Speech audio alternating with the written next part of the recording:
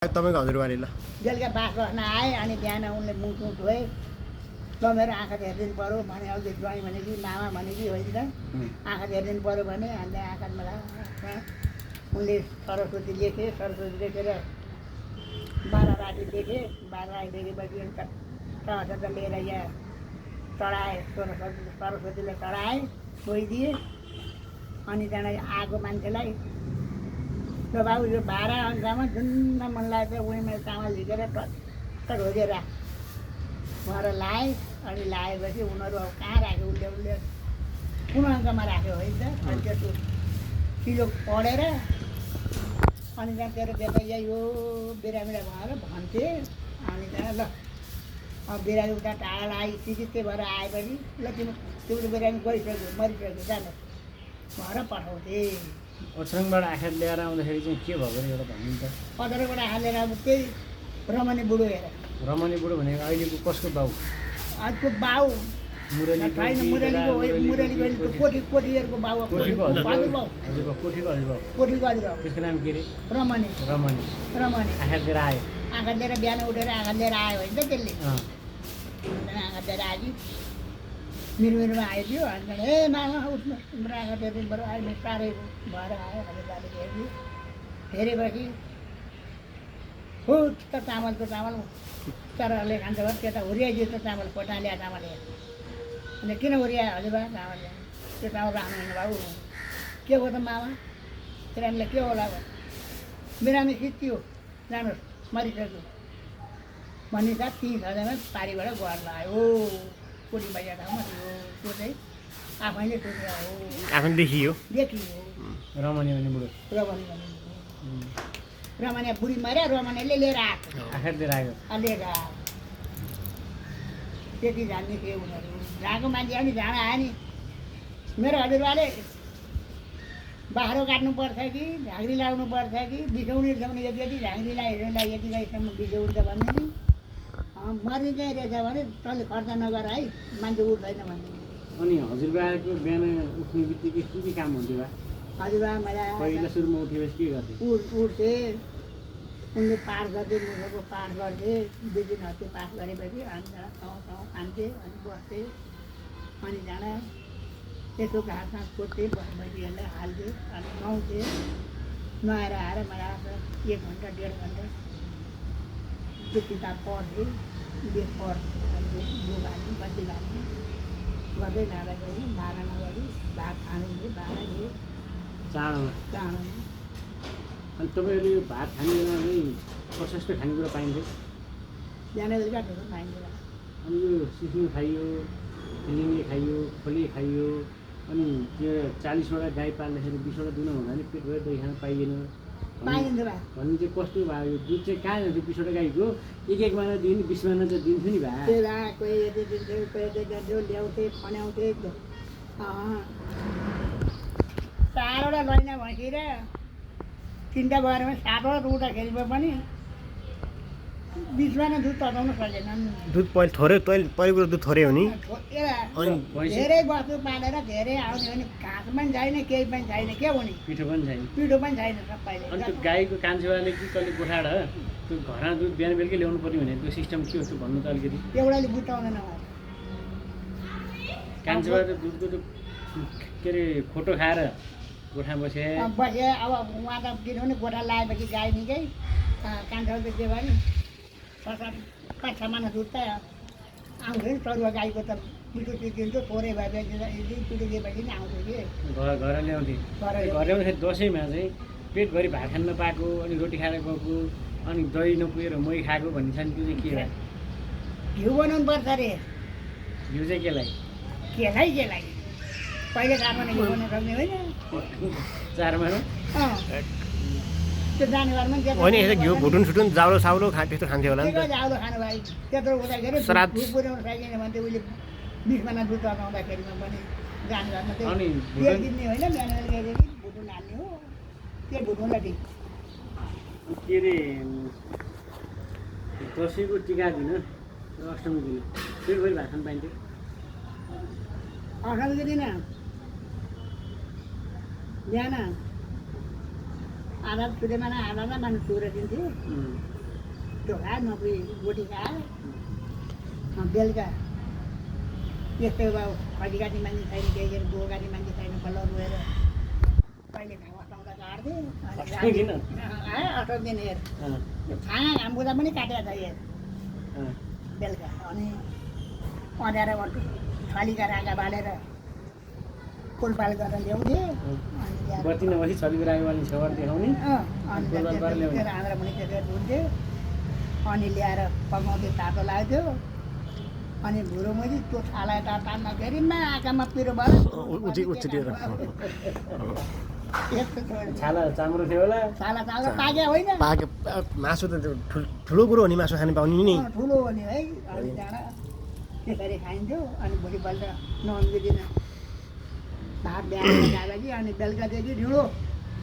हिँड्न चाहिँ पेटभरि पाइन्छ ढिँडो चाहिँ बिहान र बेलुका चाहिँ खाइन्छ पेट पाइन्छ भरियो खानाको सवाल थिएन अनि के अरे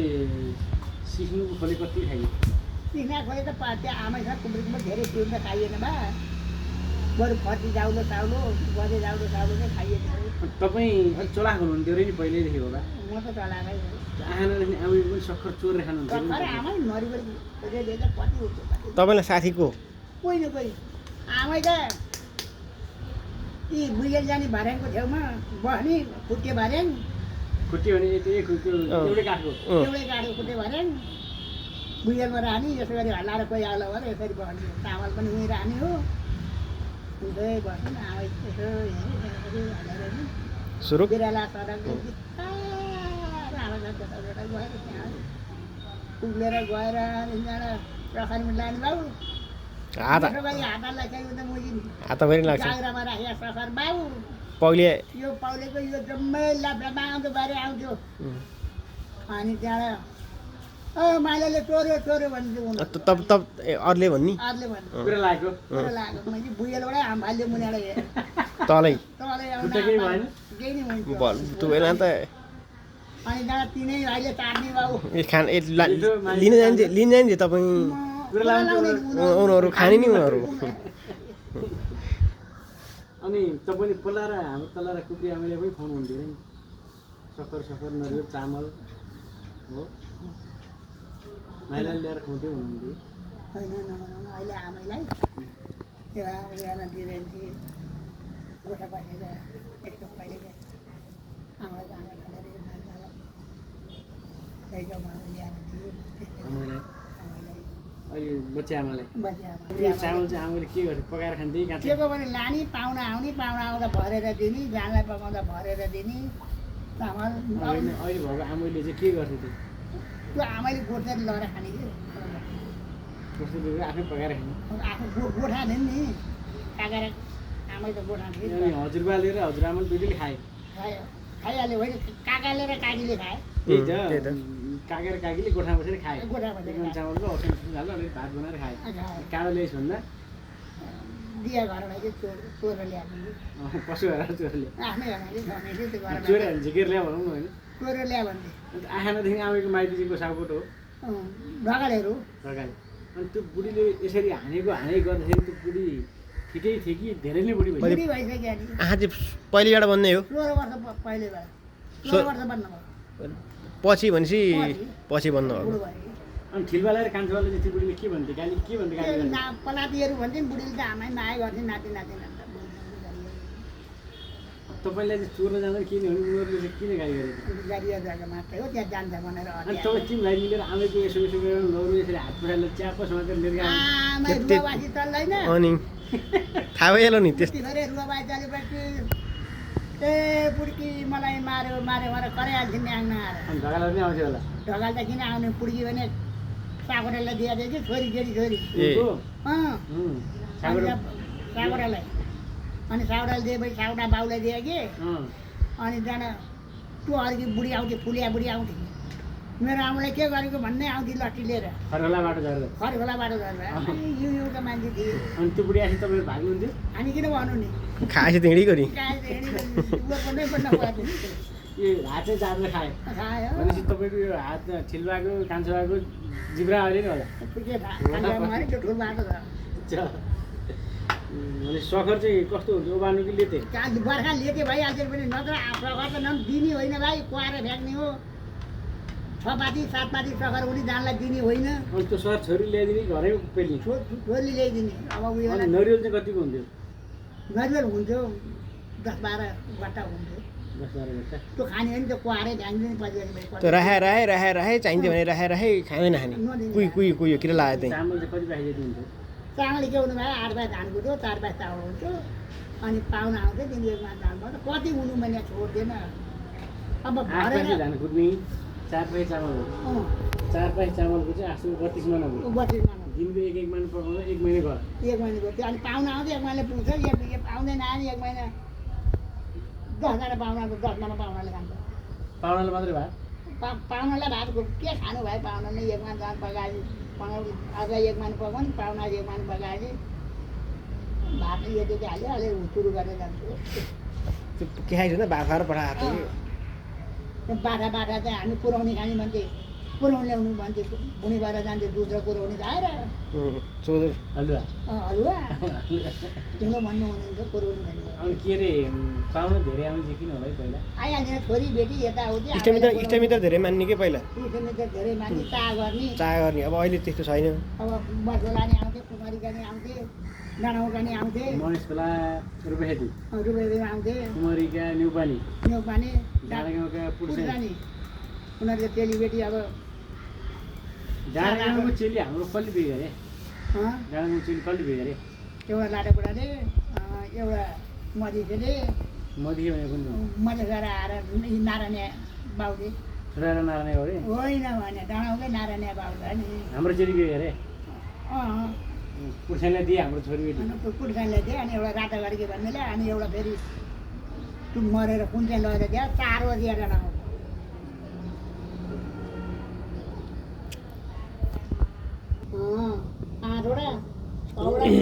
7वटा त्यसमा पुग्ने आमाइका छोरी